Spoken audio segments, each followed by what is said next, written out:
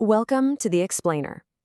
Today, we're going to completely rethink something you probably interact with every single day, literally every day, without even realizing it.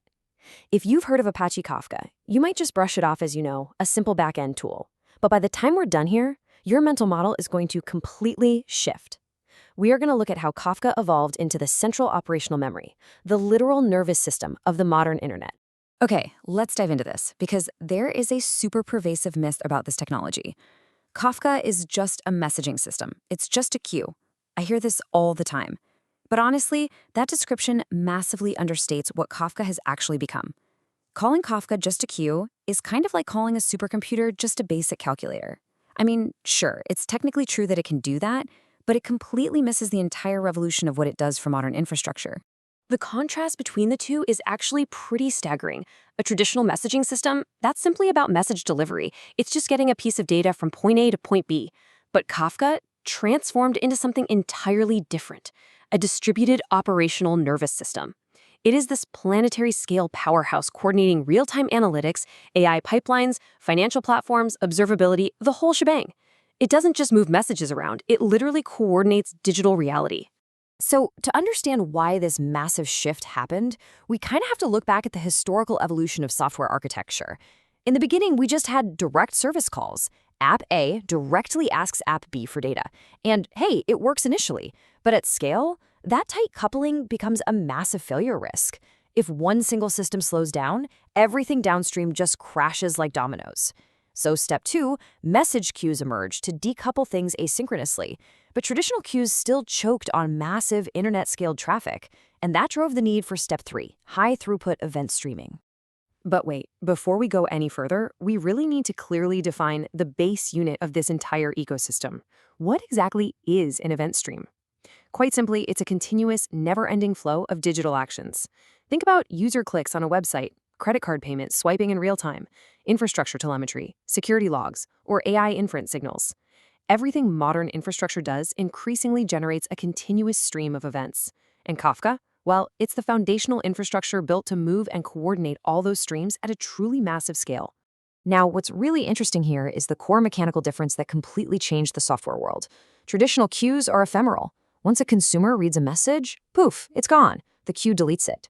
But Kafka retains events durably. It treats them as persistent distributed logs and actually holds on to them.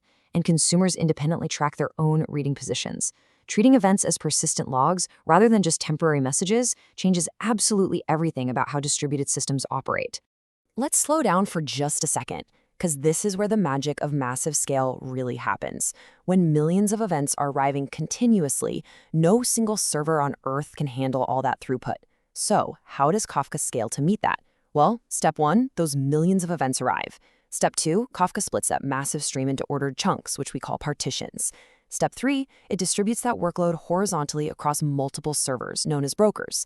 It's just a brilliantly elegant divide-and-conquer strategy that enables true horizontal scalability.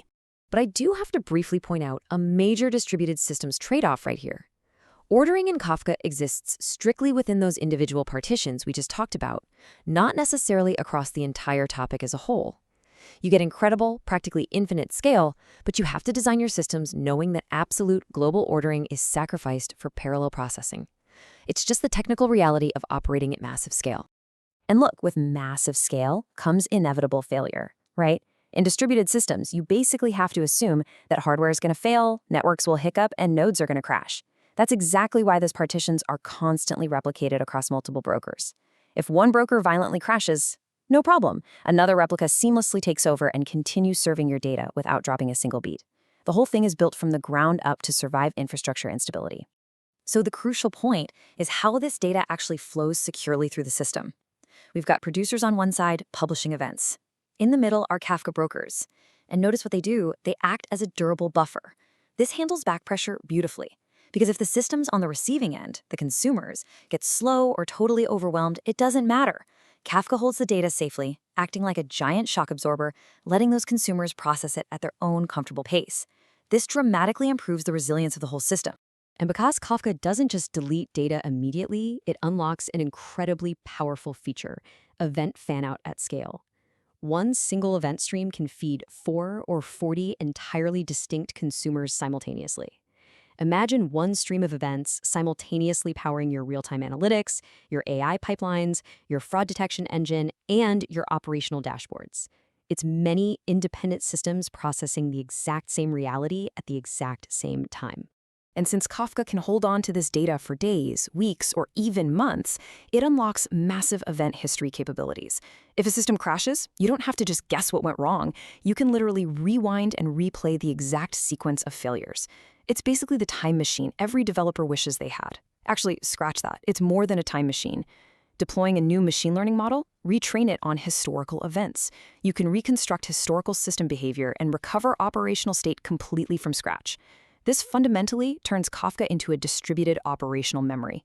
And this brilliantly illustrates a profound architectural shift in the tech industry. For decades, traditional databases were optimized around state storage, meaning just storing the final current snapshot of something. But Kafka is optimized around state transitions, the events themselves. Instead of just storing the final database state, systems preserve all the state changes as event streams. This creates unbelievable auditability and replayability. Now, I won't sugarcoat it. Running this mission-critical infrastructure definitely takes work. Operating at global scale requires deep distributed systems expertise. You have to manage tiered storage, massive data retention limits, and you have to carefully enforce exactly once semantics to reduce the risk of duplicating critical data, which is notoriously hard. And today, organizations are doing all of this across highly complex hybrid clouds, serverless ecosystems, and Kubernetes environments. So yeah, the operational complexity is very real. Which kind of leads us to a fascinating question. A real zoom-out moment for us here. What happens when everything continuously emits events? What happens when modern enterprises aren't just collections of static, siloed applications, but live continuous event processing systems? Because operational reality itself is increasingly represented by these event streams. Nowhere is this more obvious than in the explosion of artificial intelligence. Modern AI-native systems fundamentally depend on continuous event ecosystems to function. We're talking about inference telemetry streaming in real time, live model monitoring, feeding real-time embeddings into AI workflows, even coordinating autonomous AI agents talking to each other. Kafka increasingly acts as the essential, high-speed coordination layer that makes all these machine intelligence systems actually work together. Which brings us to this final, pretty incredible thought. Kafka acts like a distributed event nervous system, and most users never see any of it. It truly is the unseen planetary-scale infrastructure powering the modern internet. It coordinates financial platforms, AI ecosystems, and cybersecurity pipelines silently in the background, all through continuous event streaming. So the next time you interact with literally any digital platform, ask yourself, what massive, unseen stream of events is silently coordinating this very moment? Thanks for joining me on this explainer. Keep learning, and I'll see you on the next one.